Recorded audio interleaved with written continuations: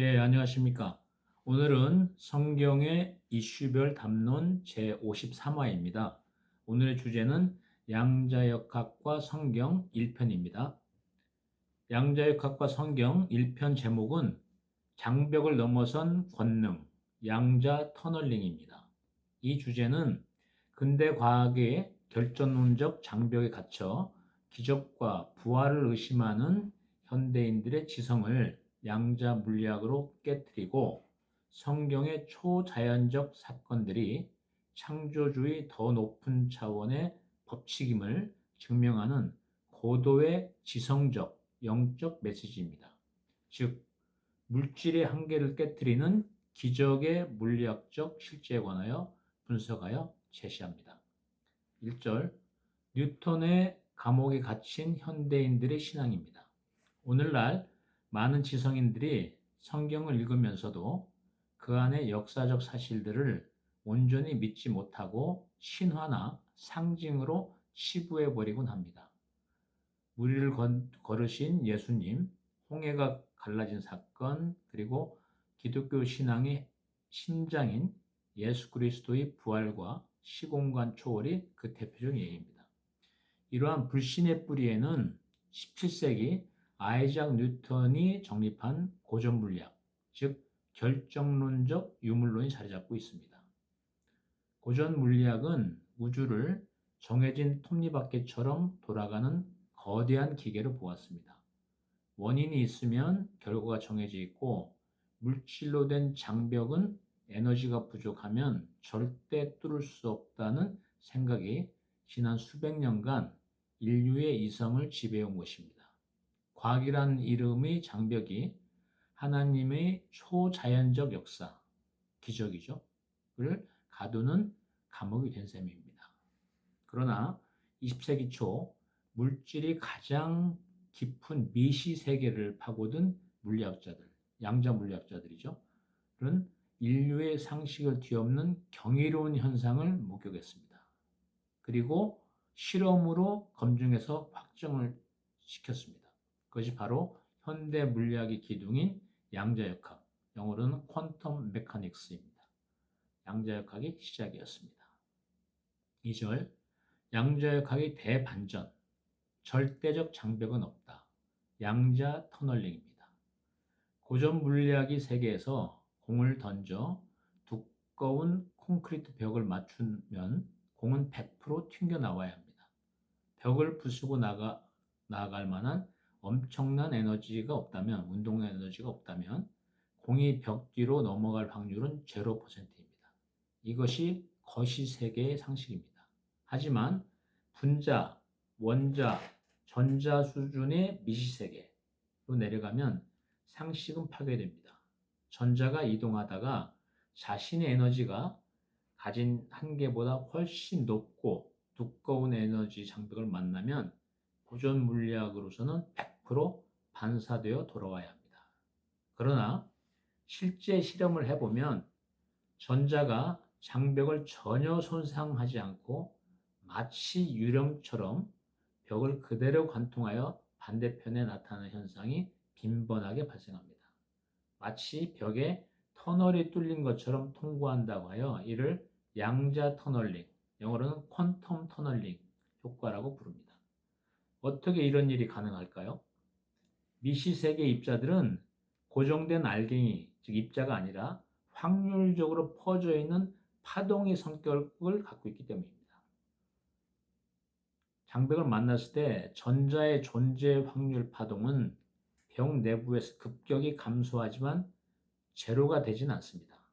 아주 미미하더라도 벽 너머에 전자가 존재할 확률이 남겨져 있으면 그 확률에 의해 입자가 장벽 반대편에 물질화되어 나타나는 것입니다. 중요한 것은 이 현상이 가상의 가설이 아니라는 점입니다. 우리가 매일 쓰는 스마트폰의 플래시 메모리, USB, 그리고 최첨단 반도체는 모두 이 양자 터널링 현상을 제어하여 데이터를 기록합니다.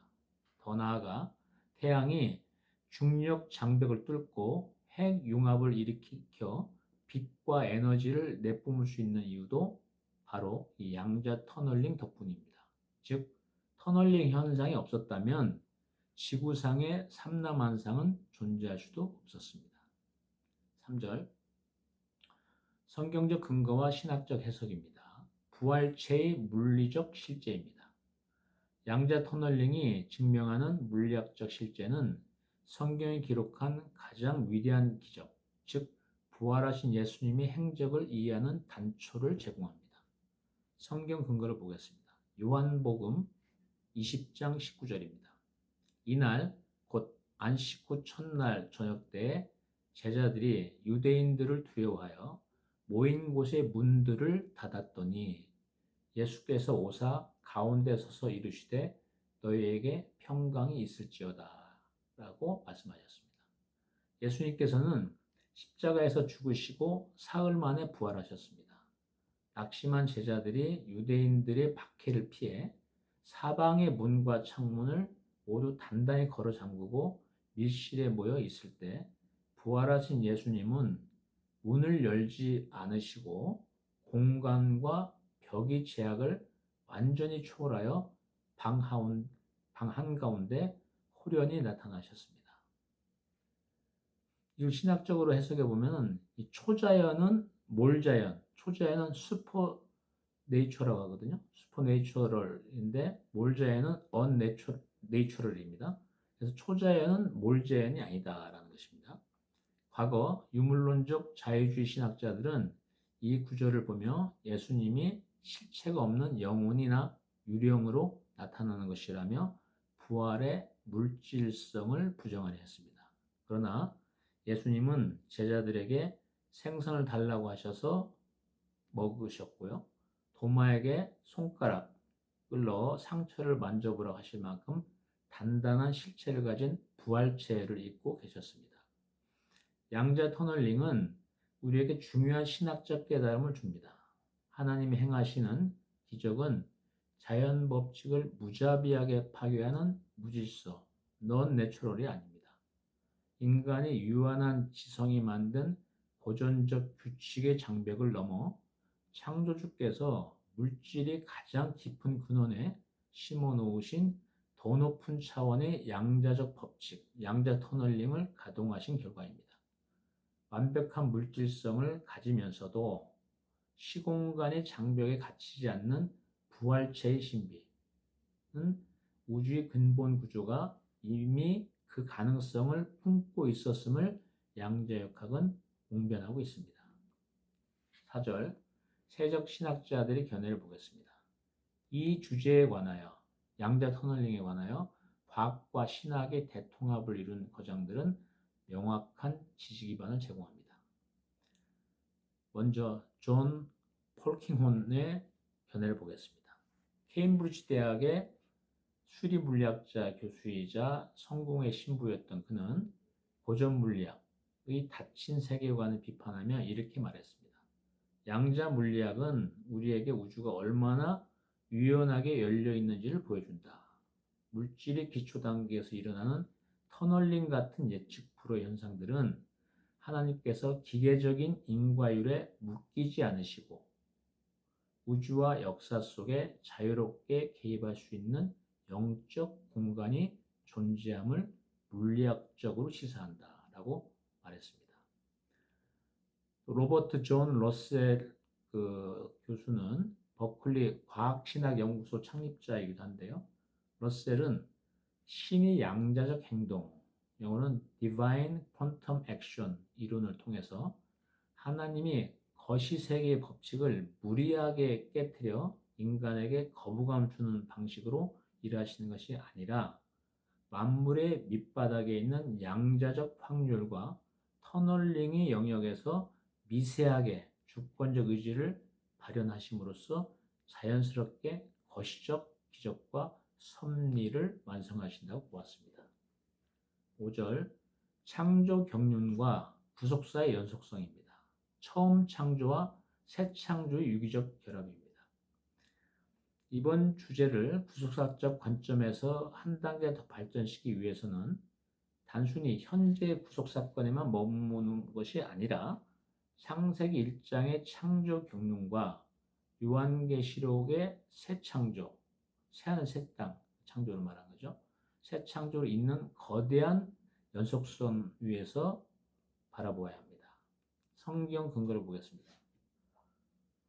바울 사도는 로마서 8장 19절에서 22절을 통해서 피조물이 고대하는 바는 하나님의 아들들이 나타나는 것이라며 피조물 전체가 인간의 타락으로 인해 함께 탄식하며 고통을 겪고 있고 동시에 신음 속에서 회복을 갈망하고 있음을 선언합니다.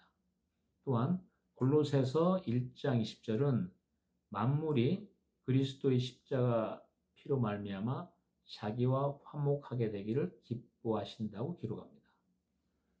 이 신학적으로 본다면은 이는 구속, 리뎀션이 단순히 인간 개인의 영혼 구원에 국한되는 어떤 사적 사건이 아니라 타락으로 왜곡된 우주적 질서 전체를 바로잡는 우주적 회복의 성격을 지님을 의미합니다. 하나님의 첫 창조는 실패하지 않았으며 그리스도 안에서 성취되는 새 창조는 전 창조를 폐기하는 것이 아니라 완성하는 재창조의 과정입니다. 지구 정화에서 이걸 이미 살펴봤죠. 신학자의 견해를 보겠습니다. 개혁주의 신학 거두인 헤르만 바빙크는 그에 있어서 개혁교회학에서 은혜는 자연을 파괴하지 않고 회복시킨다는 핵심 원리를 강조했습니다. 바빙크에 따르면 구원은 창조세계로부터의 도피가 아니라 창조세계의 전면적인 갱신입니다.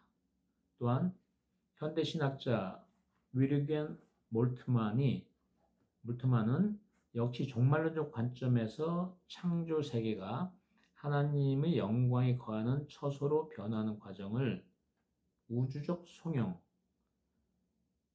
이 송영이라는 뜻은 하나님의 영광을 찬양하고 높이는 것을 말합니다. 우주적 송영으로 해석하며 물질 세계와 영적 세계가 그리스도 안에서 통전적으로 치유된다고 보았습니다.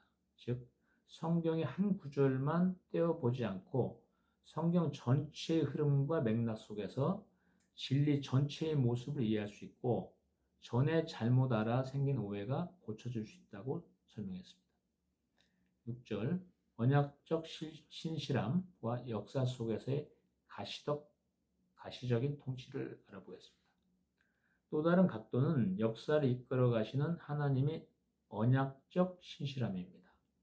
하나님의 주권적 경륜은 추상적인 관념이 아니라 구체적인 역사적 시공간 속에서 신실하게 성취되는 언약적 사건을 통해 증명됩니다. 성경 근거를 보겠습니다.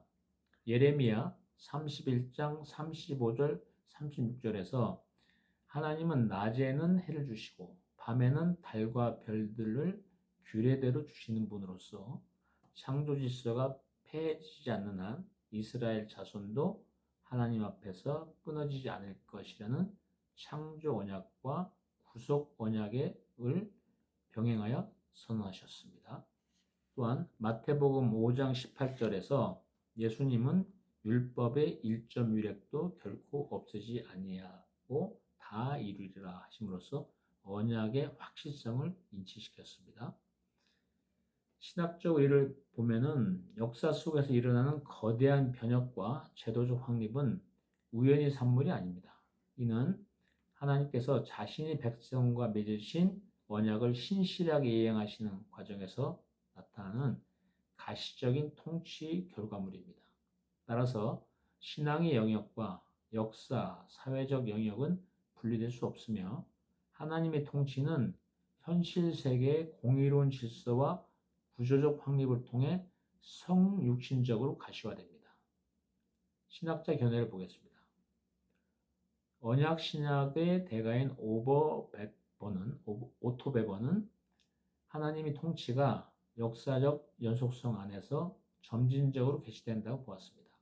그는 구약의 외적이고 거시적인 약속들이 신약에서 영적으로 심화될 뿐만 아니라 성령의 사역을 통해 현실 역사 속에서 구체적인 삶의 열매와 사회적 책임으로 육화되어야 한다고 주장했습니다.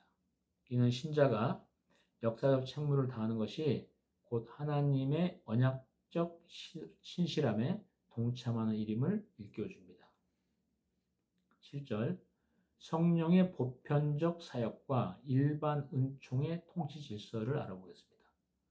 구원을 주시는 특별 은총의 영역을 넘어 인류 역사와 문명, 그리고 제도적 거점을 붙드시는 일반 은총, 보편 은총이라고도 합니다.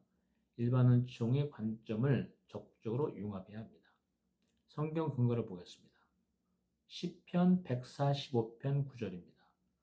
여호와께서는 모든 것을 선대하시며 그 지으신 모든 것에 긍휼을 베푸시는도다 라고 노래하며 마태복음 5장 45절에서 예수님은 하나님이 그 해를 악인과 선인에게 비추시며 비를 의로운 자와 불의한 자에게 내려주신다고 말씀하셨습니다.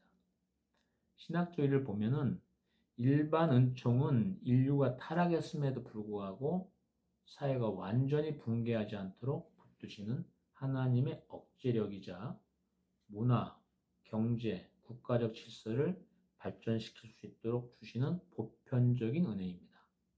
성령은 교회 내부에서만 역사하시는 것이 아니라 온 우주와 역사 가운데 운행하시며 공의로운 법률, 정당한 권력, 그리고 효율적인 통상 구조를 성취해 나가는 배후의 동력으로 역사하십니다. 신학자 견해를 보겠습니다.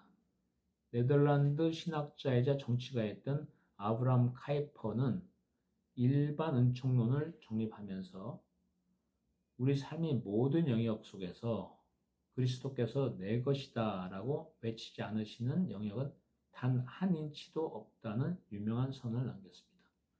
카이퍼는 국가의 행정, 국제적인 통상, 법과 제도의 정비가 모두 사탄이 파괴 공작을 막고 창조의 본래 아름다움을 보존하시려는 하나님의 일반 은총적 통치수단이라고 보았습니다.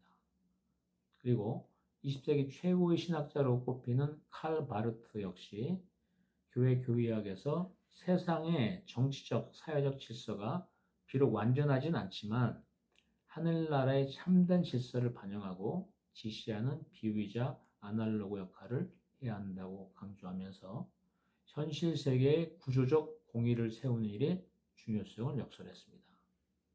이러한 신학적 심화는 이번 1편의 맥락을 한층 더 거시적이고 견고하게 만들어줍니다. 하나님의 구속 경륜은 단순히 영적인 영역에 갇히는 것이 아니라 거대한 우주적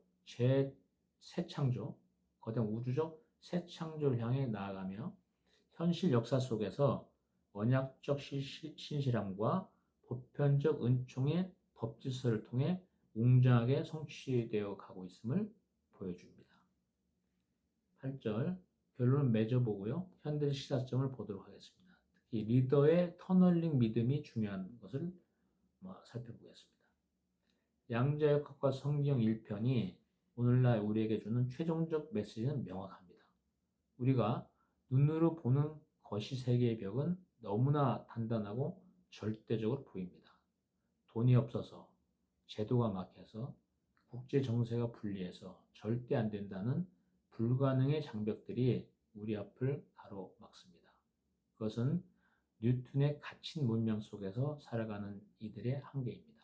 그러나 만물의 근원을 통치하시는 하나님의 영적 세계는 무한한 가능성의 확률로 열려 있습니다. 눈앞의 장벽이 아무리 두껍고 거대할지라도 창조주의 주권을 신뢰하는 믿음이 결합할 때 상식을 뛰어넘어 보이지 않는 길을 뚫고 나아가는 터널링 역사가 시작됩니다.